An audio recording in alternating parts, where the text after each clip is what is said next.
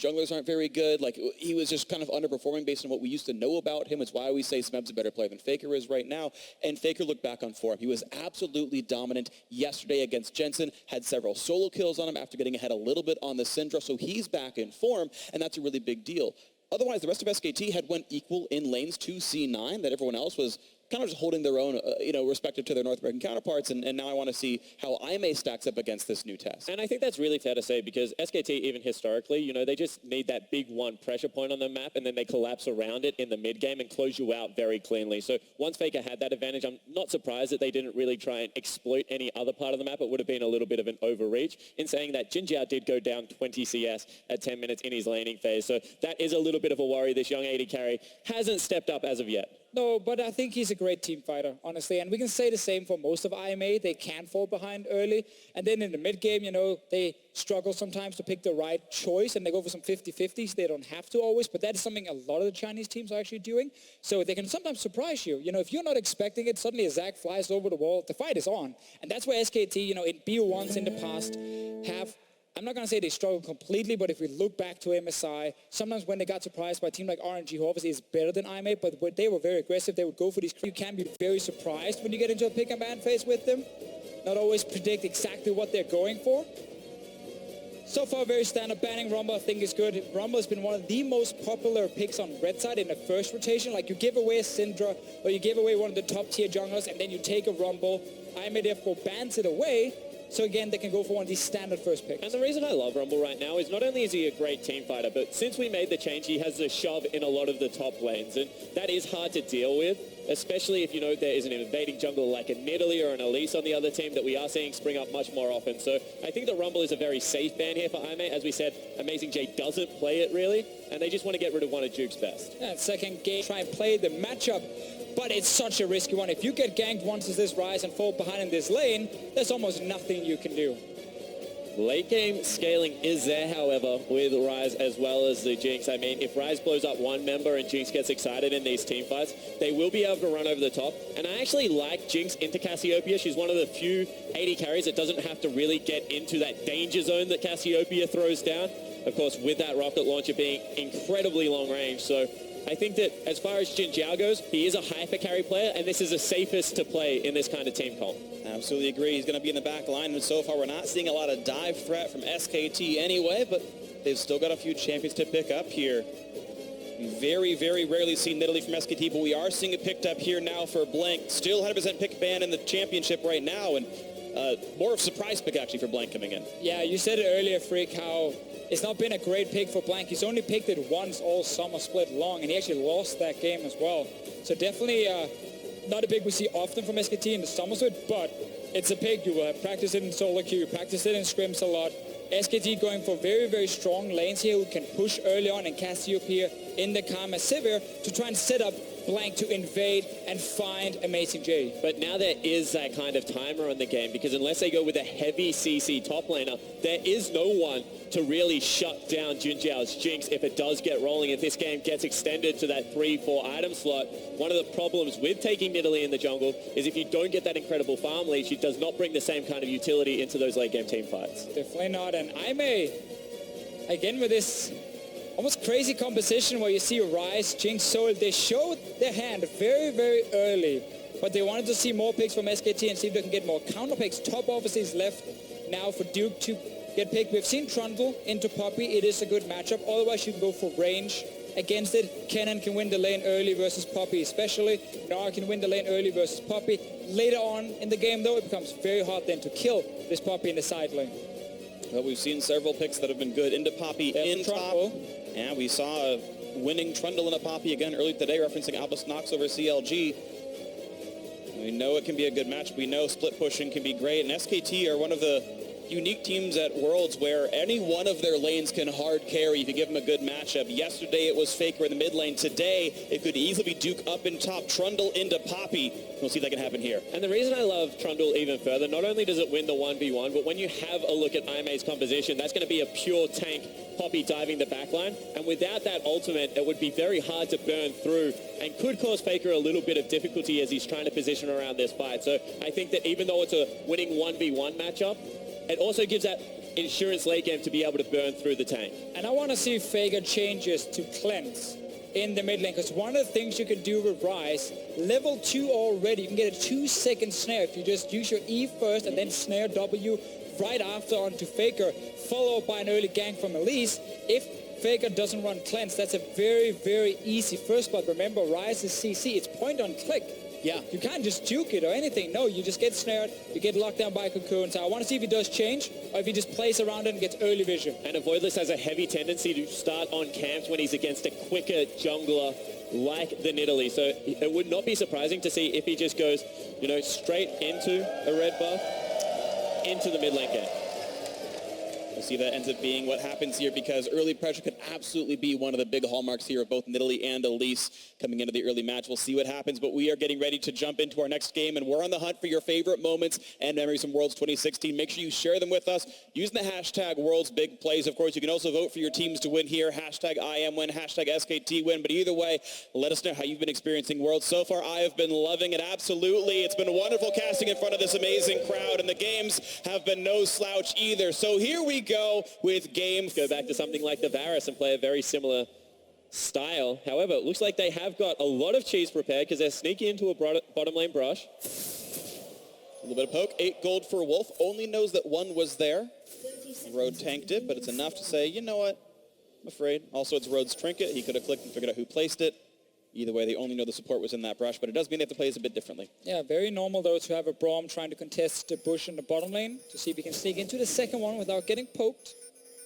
You want to make sure, if you're IMA, you don't do anything wrong here level 1 and start falling behind, because you have this combination in the mid lane that can set up ganks. We talked about the cleanse before. Faker did change from Ghost to the cleanse for that very specific reason. Doesn't want to die level 2 to Elise and Ryze, just locking him down. So smart choice from him. Road still in the brush, lands the shot, but doesn't get any free gold out of that. Now Wolf actually, 11 gold, thank you very much. He's rich. Bam. All the cash earned. Damn. Takes your money and hits your 80 carry as well. Yep. I do Late like dominance. the fact there that SKT kept the lane level 1. It's going to be very interesting to see who can get the shove out, but already you can see that Faker wants to step up in that mid lane, try and challenge the Ryze.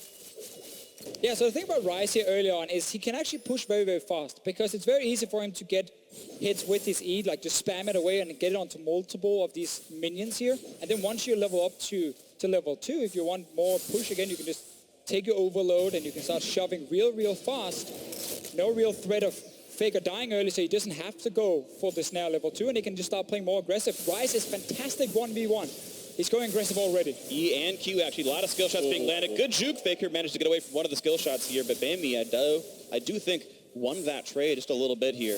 And one of the things about Bamey that you do have to acknowledge is the fact that he is the roaming player. Is now Faker goes aggressive. Missed the Q, and it means Faker gets a lot of shots and lands another Q. Flash chase, and yes! That is a trade of Summoner Spells. Bamey will survive it thanks to his refillable potion. Faker now out of mana. A really smart play by Faker here. He saw Bamey was going to just hit the minions only. He used all his spells on trying to push the wave out. That meant Faker could get a trade where there was no return from the Ryze, and then he knew to go all in, just out-trade Bamey very early, forcing a flash, had to use his own. Avoidless is a jungler who loves to go bottom lane early, and he's down here again. Q's going to land onto a Wolf, gets a bit of a slow. That's going to time out now. No zap going to land. Flash Ignite, the auto was not out. That's only 3 hits, but it will still be a flash trade alongside Wolf. Javelin thrown. They now know that Blink's down here, and all's well. Road tried to time his flash with that rocket flying in the air from Jin Jiao just to see if he could get the auto tag off and actually stun Wolf, followed up by a flash cocoon from Avoidless. Wolf was quick enough though on the flash, no auto tag from Road, and everyone stays alive. Yeah, actually really patient play there out of Wolf, and he doesn't even burn the exhaust, so Summoner Spell advantage in the end coming out for the SKT bottom lane. And already, you know, that is a pretty big zone coming in the mid lane. Faker had the wave frozen quite nicely, but now Blank going in for a pretty risky invade. We already talked about their CC layering. Here we go. Stun's going to be on Bamey. Ghosting the chase. Blank flashes, and the fact that Faker was coming is enough to zone him out. Loss of a flash, though. And this is really one of the things I don't like about Blank's decision-making. His mid lane has set up a bit of a freeze here. He actually just wants to zone off the Ryze, which means Faker can only move second. Bamey can always walk first to the Raptor because he's so far back in the lane, and Faker is also so far back towards his own tower, sitting with that frozen wave. So Blank should just not invade. Just let Faker win the mid lane, don't do anything, but he decides to go in, loses the flash. And you're seeing how hard it is to win a 2-on-2 lane here. Melee support versus range. Wolf's kiting means so much damage comes into Jin Zhao. It's why almost every pro player will tell you, melee into range, you will lose that matchup every single time as far as supports are concerned. But to get a stun on a Wolf, he does not get for the chompers, though. Crucially, those did not come down in time from Jin Zhao. That could have been a kill. This is also a little bit of a bad habit out of the LPL bottom lanes that they just continue to trade into minion waves. I think that, this is getting incredibly dicey, actually, for IMA's bottom lane, even though they are getting some fairly good pokes. Yeah, a late spell shield's a big deal. Bang's going to get stunned. The chompers, I don't think we're up from cooldown yet, though, and he doesn't layer in the CC. Road's got to jump away, but still a very injured Braum chugs his last potion, and it's up to sustaining now. Let's see what happens mid-air. Voidless coming in, no flash faker. He does have cleanse, though. But there's the root, there's the damage. It's going to be an early cleanse, and that means a Voidless chains him down. One more hit will do it. First blood for the jungler. Blank not going to get enough done. A little bit of damage actually chasing in. He's got to be careful though, and he's actually going to get it, but it trades back. A great overload bounce from Baimi off the minions to get it back. 2-1 Aime. Fantastic gank out of a Voidless that pretty much saves Baimi's lane because he was getting shoved in. That was a big pressure point. However, Faker, he steps back forward and that leaves him open. Yeah, snared first, and then he cleanses just when he thinks Cocoon hits him. But it was just a little bit too early. He got snared from it. A Voidless picks up the kill, and now Blank, remember, he had no flash because he went for that Raptor invade he didn't have to go for. So even when he gets the kill, he's unable to flash away straight away, and he actually ends up dying.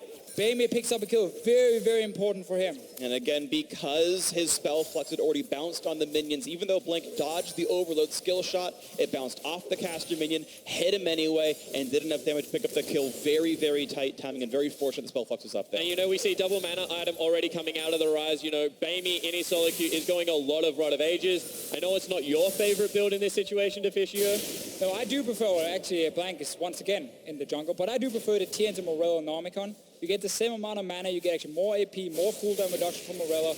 Yes, you do skip out on the HP, which is the problem, but later on for Rise, it's all about that shielding anyway for him, which is going to give him a lot of effective stats. That's why you want MR and magic resist from like GA, and the shielding plus the reduction from MR and the magic resist, MR and the armor is actually more effective than just flat HP for the Rise. But I do understand why they go Rod of Ages. They want that early HP instead. They don't want to risk getting blown up by something like a Cassiopeia in Italy combo. We're looking for the combo right now. The damage is in. Nice poison and a couple of Twin Fangs in. Faker, you can see he's able to win these 1v1s, generally speaking, but because of that earlier gank, Baimi was able to tie the minion score back up, get that kill and assist, and he's winning his lane now. Yeah, it's when Cassio starts it up because it's very hard as a Rise to turn back into the Cassio to take a trade because then obviously the ultimate comes out, no cleanse being run by Baimi right now. So if the first poison does hit from Faker, there's nothing that Baimi can really do but run away. If he opens up on Faker, however, expect a lot of damage to come out. Yeah, it's going to be a trade of high damage mid laners and how much of this they can actually land. Blue buff respawns. Looks like Baimi's going to get that one pretty cleanly. No one's around to contest. Even Road is able to roam up to make sure that happened well. And it's interesting that Braum has completely left the lane, coming up to the top side now. Well, one thing to always look for when you see this standard lane meta is when supports recall, they very often just walk up mid and then decide to go top or bot lane. They're going for Duke, gets the flash here, but it's very important as a support you don't just tunnel and run straight back to the bottom lane. Go towards the mid lane. If you have a ward, you can always set a vision for one of your laners, and if you then want to set up an aggressive play on the top side, your support can actually join because you didn't pass straight back to the bottom lane. So you see this a lot. Faker getting locked down again.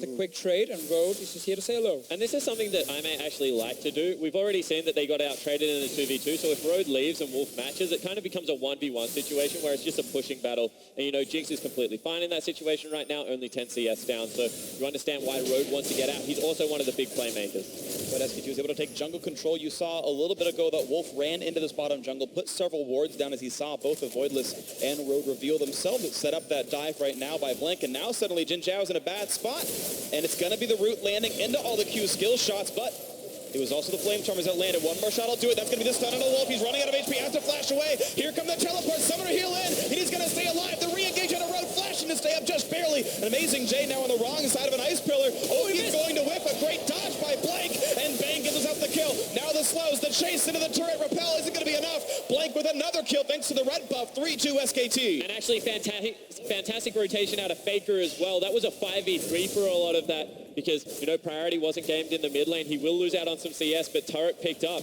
That's a huge play out of SKT. Yeah, they thought they could pick up a few kills, but SKT reacting instantly with multiple members on the bottom lane, and that is so important for this SKT lineup. You get first tower, you get some more kills for yourself. He has a Cloud Drake as well. And that Cloud Drake is actually super impactful in a game like this because when you play against Ryze, he wants to play in side lanes. He wants to rotate a lot, move between the lanes. If you can match that and maybe be even quicker due to the Cloud Drake, it actually has a ton of value for you. So let's have another look at this. I mean, when this setup came in, this was all because of Road's early roam up into that top lane. And SKT did overextend quite far, but when the teleports come in, a little bit of interesting target selection out of Amazing J. Yeah, and just IMA honestly going too aggressive. They didn't have the jungler here, they didn't have the mid laner, and there was no vision in the river, so they didn't even know exactly where Faker was on the map. They knew he left the mid lane, didn't know how close he was to the bottom lane, so they end up going a little bit too aggressive. They actually did the same yesterday against Flash Wolves, where they went for some fights they didn't have to. Think back to a Voidless on the Zac without HP, jumping towards Flash Wolves and dying.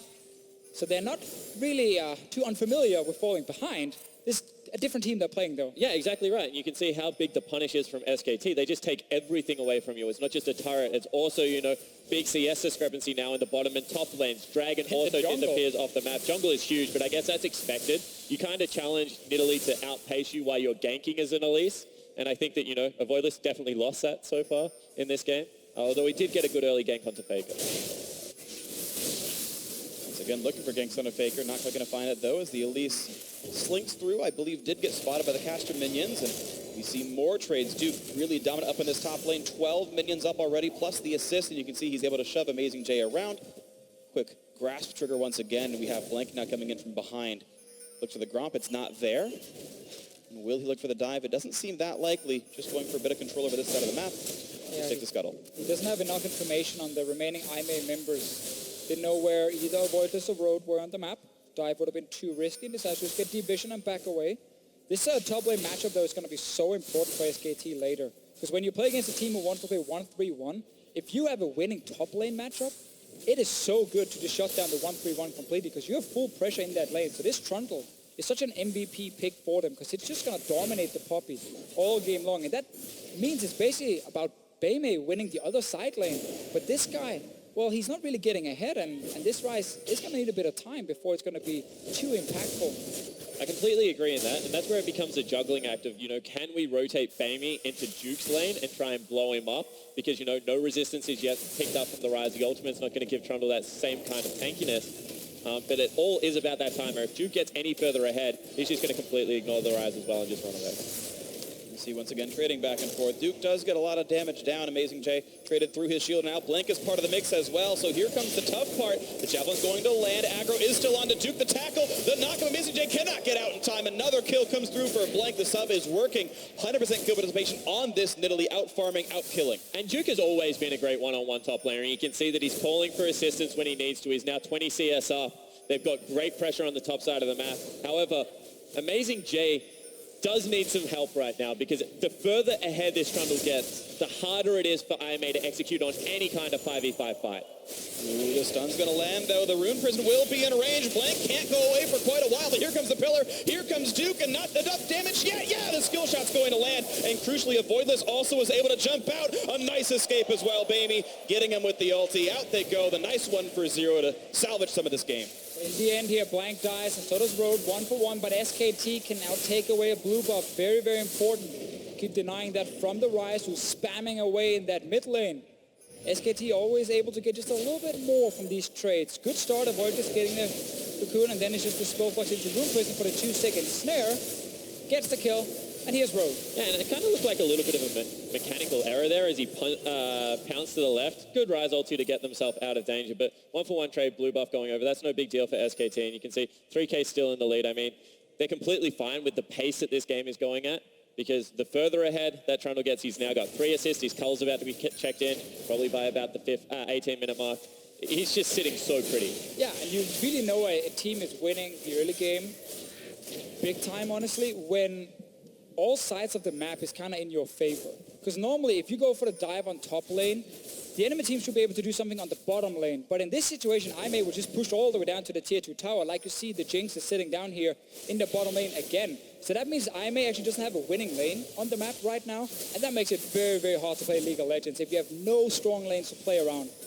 It's also one of the reasons that Siv's just so popular. I mean, she can wave clear so incredibly quickly, go mid, catch that wave as well. And there's not really all that much you can do against it, especially when you're fighting that skirmish. You can see now they're rotating 3 members into the mid lane, and the siege really has begun and not enough wave clear. Yeah, it's such a problem when you pick some of these side lanes that can lose early on. If you don't have anyone who's really winning, or there may be the Ryze who will try and challenge in the mid lane. This basically happens when you go for plays, you end up overextending, you don't have control of the river, so the enemy team can roam.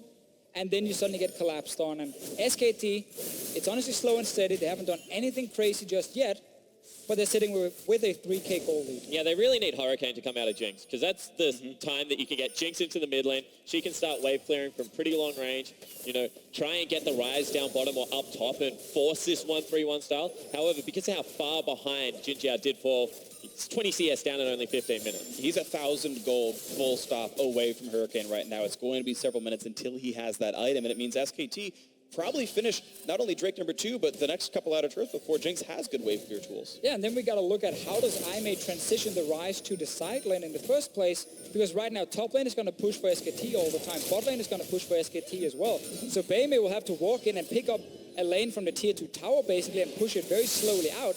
And that buys a lot of time for SKT to set up, you know, keep 4 men in the mid lane. Jinx shows up to wave clear. Now you just flash on her straight away and then she's gone. She can't wave clear.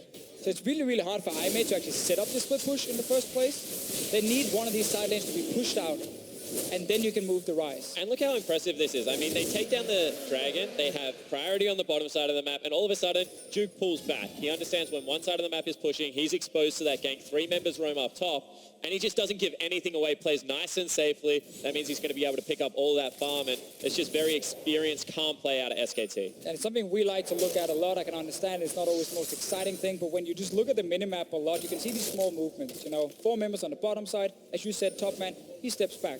No chance for a dive or a gank or anything. He's very safe. And you just make sure you take something from the enemy without giving them anything in return. It's been happening repeatedly right now. SKT always been a very smart, very controlled team right here, and they've really given almost nothing up. A couple trades and kills, sure, a couple ganks maybe went back and forth, but perfect on turrets, perfect on Drake so far. Nothing really given up here. Aimee, very little turret damage overall. You can see Jin Jiao solo farming under his tier 2 turret, just waiting to get enough gold to be relevant, which by the time he is, the game might just be out of reach anyway. And this is a worry about SKT. I mean, they're such a slow, methodical, rolling beast, but when they do really get that momentum behind them, they don't make the mistakes that other teams worldwide have made in the past to really leave that door open. So Aimee right now might start looking for some desperation plays quite soon with that Ryze ulti, because honestly, if this game keeps going this way, the Civ is going to be huge, the Cassiopeia is going to be huge, and there's not really all that much they can do. Yeah, I guess we're looking at one of those plays where Amazing J picks a fight against Duke, and then the Ryze TPs in, maybe even with the Voidless, and they try and kill Duke and take a tower for it. But SKT should always have wards in the river to spot when the Ryze is moving. Yes, it is a teleport, he has his ulti, but the range is not long enough to bypass multiple wards on the way to top lane. So they will see him leave, and then it's very easy to call, Ryze is moving, step back, be careful. Amazing J has to be a bit careful, but realizes with skill shots coming his way, knows there's 3 up there, but still a lot of members of both teams now on this top side of the map. Looks like Aimee was able to read the fact that SKT was putting members up here as Road and Jin Jiao trying to play wave clear. Sadly for Jin Jiao, just not quite enough for the Hurricane, and makes wave clear slow. And the timing that they did it on, the wave was already at the tier 2. Jin Jiao recognized that the recaller came up. He had to go top lane to match the 2v2, otherwise the turret's going to fall down. All of a sudden the wave pushed back towards Duke. This guy's going to get such a huge CS lead right now if you have a look at it on the map. And really, the way that this game is going, they're outmatched in the split push. They're outmatched in, I guess, even the 4-man unit. There's very few room for errors right now for Aimee. One more and the game is just done. Yeah, effectively, if you're Aimee, you're trying to get to late game with the Jinx at this point, but SKT, they won't let you get to late game. Duke, he's angry. He's actually not angry enough. He just has to mention. But just taking a bite out of Poppy all the same every single time, saving his ulti for it, wants to make sure he retains that cooldown. Now innovated on the bottom side of the map because Duke has priority here. Blink steals away yet another buff. The blue was stolen not long ago. This is the red being gone as well. SKT might even still control top jungle. You can see Avoidless wasn't able to complete the red buff taking. Actually, Faker cleanses out, dodges the ulti, just immune to all CC. As now SKT is continuing to chase the flash ult. Actually gets the stun on a baby. And this Rise forced to flash himself out as well, ghosting to get himself away. Thunder to Wolf means no more CC, and I may run away with their lives. And that's all set up through the vision control. SKT right now have complete control of the river. As soon as Avoidless goes for that invade, I mean, the Nidalee just makes a beeline towards him. Faker cuts off the exit. Some good mechanical play flashing over that wall. But really, Aimee had no business being there in the first place because they just didn't wrestle back control of that river. They might wrestle control of Amazing J, barely missing the javelin, but even still with the Trundle ulti on, he's got a flash out. Amazing J losing another summoner spell. And SKT with control over that mid lane. This will be a turret falling with no contest here. No Rift Herald picked up this game, but turret number 2, they actually can't quite stick to it. They're saving it for later. Yeah. Know they can get it, pick up the gold. 3 HP. members from Aimee just lost, or 2 members, sorry, from Aimee lost flashes here. So if another fight like that breaks out, well, then SKT picks up 2 kills instead. For now, they might just have to take this tower, 1 hit on it, unless it's debate where Aimee strike. Wait for that Rise ulti from the Raptor camp in behind SKT when they want to go last at that tower. Probably not going to happen, but if you're Aimee, you got to look for that opportunity soon. And you know, Aimee's no stranger to this. They're a team that has historically fallen so far behind. Just go watch their gauntlet run. You know, they're 10,000 gold, all their inhibitors down. Amazing J does get that flank and they pull it out. Sure, that's against Team WE in the LPL, not against SKT, who are a whole different beast. But if a team is comfortable being behind, if that is such a thing, if it is a thing, I mean, it's a fascinating thing about some of the LPL teams. You know, you have WE where it seemed like one of the strategies were to fall behind, let the enemy team start Baron, and then Condi, the jungler, would steal the Baron. They're like, that was the way to win the games. And Aimee was like, yeah, let's fall behind. Let's place a deep ward on the map, and then let them push us in. And then we TP there with Amazing Game. We win the team fight. Obviously, it's not the main strategy for the teams, but it has happened quite a lot. And it's some of the crazy things we get to see in the LPL from time to time. And I guess one of the things about Aimee is that they are one of the more patient LPL teams. I mean, a team like LGD... Whoa! Ooh, weird flash from Blank. Maybe he didn't want to hit that, but he did. Teams like LGD, teams He like... was distracting. Look at me. Yeah, I'm flashing. yeah. Oh, we took your tower. Teams like EDG will play a much quicker tempo in losses. You know, they like to speed up the game, look for those team fights. Aimee, WE are some of those teams that like to protract the game, pull it back out. So they're still playing a very scaling composition, and hopefully they can look for those opportunities. There are things to keep in mind. That late game Jinx is always going to be incredibly scary, and though typically Sivir can match her on that damage output, Braum is my favorite pick into the Sivir. You can break the Ricochet, break the Boomerang Blaze, and neuter 70% of Sivir's damage with the Unbreakable Shield up. And so maybe Jin Zhao carries the fight later on in this game, but right now SKT have all the tools, all the control, 2 Drakes, up 2 dragons, up 2 turrets as well, and a 3rd one spawning that they're taking. It's also about the relative distance that you can safely output that damage. I mean, Jinx is much longer range than Sivir. Maybe the first mistake that we've seen out of SKT in a long time. Wolf actually had no business contesting that vision right there, had to burn a summoner spell. Is something very, very minor, but you know, has historically been an issue for the support player of SKT. Sure. Now Road trying to do his best Wolf cosplay, doing the same thing, walking into a jungle that he had no business being in. At least he was able to walk away without burning his Ignite or anything, so he's fine. But SKT back on the rotation game, up to the top lane, double Cloud Drake, tons of movement speed, and now that's going to be top lane, tier 1 going down. 3-0 in turrets, 3-0 in Drakes. SKT taking their time, but continuing to build advantage without really any opportunity to get caught out. Yeah, and this is what we talked about earlier, how SKT had full control of the side lanes. They're pushing side lanes, you know, both top and bot lane, they had control in mid lane. So Aimee has never found a way to move the Rise to that side, because whenever he went there, the wave would be pushed all the way back to his tower, so he could never really be a split pusher. He's down there now, the Rise in the bottom lane, and he's trying to find the Duke lane to see if he can actually harass that melee champion. Means the rest of SKT, they're looking for a fight. He's aced it up by the Karma Shield. Doesn't quite land the Q poison, but still plenty of damage onto Avoidless, who's forced to run away. Bang burns the ulti as well. Poison onto the turret. Losing health is Aimee. A couple of shots in for Bang. Not too much else gained. Couple ults down. The problem with this play, sending Rise into the bottom lane at this stage of the game, is it's too late now. It's 25 minutes. They have no control over the river. And with Cassiopeia, Baron is such a real threat. And Rise doesn't have teleport. I mean, he has the ultimate, but it's not going to cover that same distance. So in this 1-4 split push game, SKT just naturally win out because of how much control they have over that topside objective.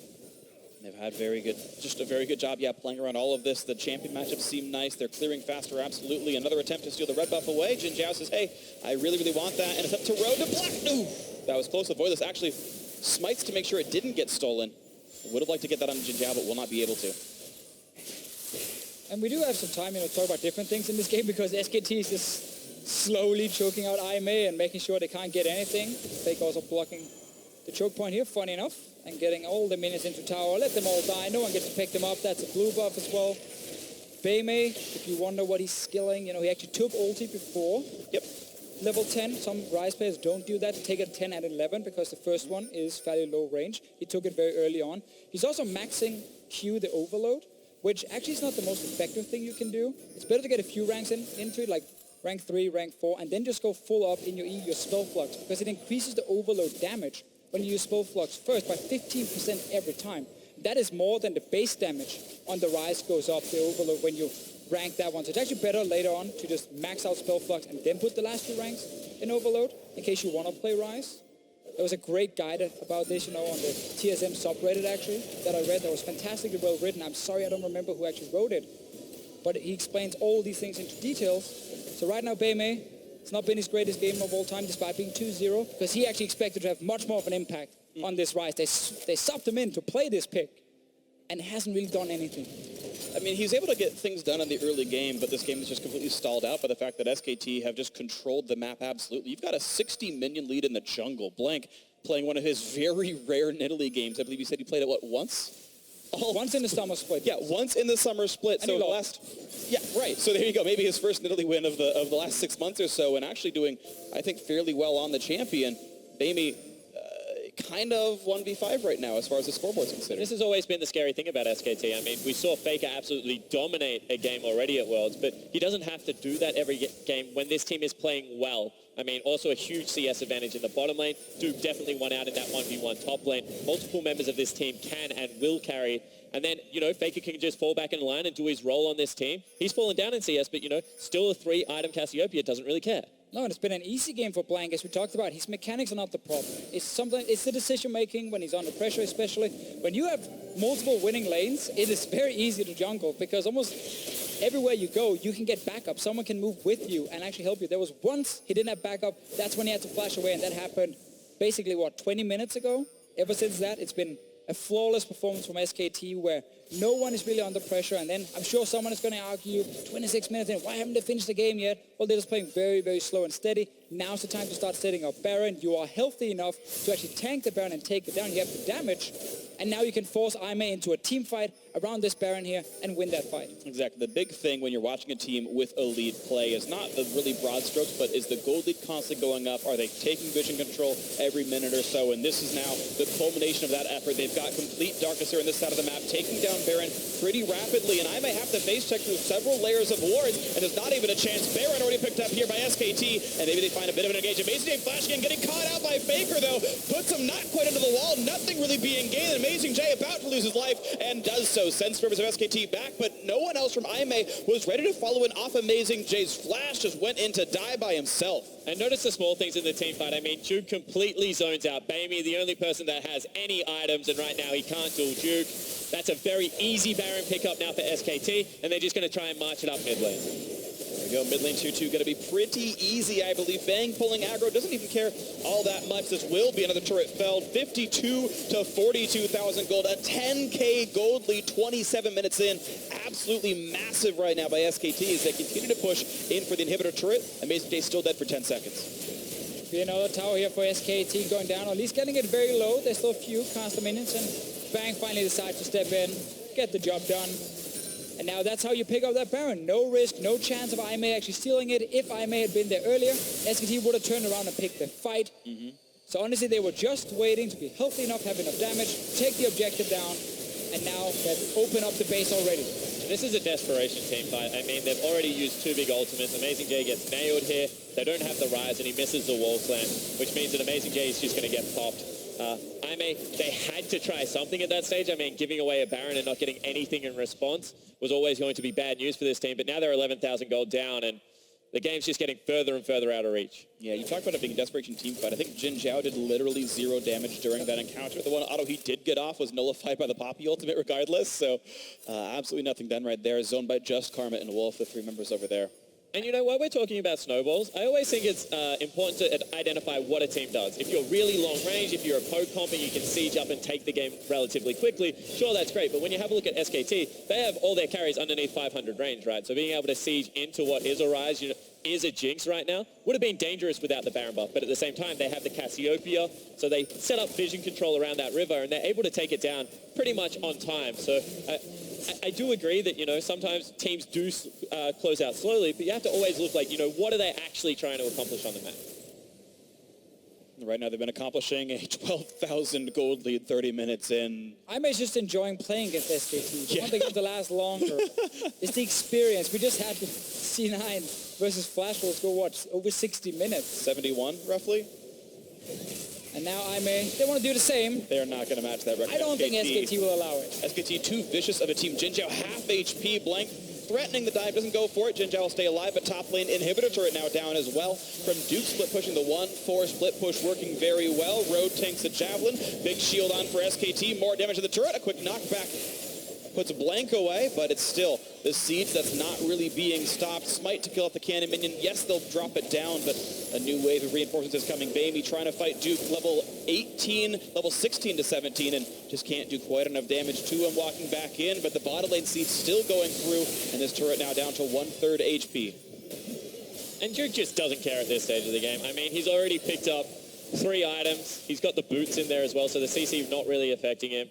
And Trundle at this stage, you know, when he does get ahead, he's just such a menace in the split push because of the passive, because of the Ravenous Hydra. He just heals up off the wave and comes in to repeat it all again. Honestly, this game is just so hard to be able to stop SKT's game plan. And even when a stun lands on Bang right in his face in front of a turret, there's just no follow-up there for IMA. They're not even defending the turret at the same time. Only 3 people were even in range of that fight. Oh, by the way, Duke is top lane and killing an inhibitor, and no one's around to even stop him. Now it's the Rise. Will do the Realm Warp to try to cut him off, but a nice pillar buys some time, and oh, there's no mid lane turret, by the way. He can just walk right past that inhibitor with no surprises here. Road gonna lose the 1v1 against him. Jin Zhao have to have thanks to a crit from Bang, and here comes the Glacial Fissure. Put damage on a Blank, can't quite kill him. The Rocket not doing enough. Blank lives by the skin of his teeth, and now it's Baby dropped out Faker with the Petrifying Gaze. The second kill comes in thanks to Bang. Avoid this running out of HP. Down to the bottom of your screen. One more shot. The crit's gonna do it. Bang gets another amazing. Jay's gonna drop 2 and 2 right here. It's only Road left alive, and he's gonna be lonely as it's him walking back to his home camp, because guess what? SKT with the inhibitors all down now, looking for the game-winning push onto the Nexus turret, and it was controlled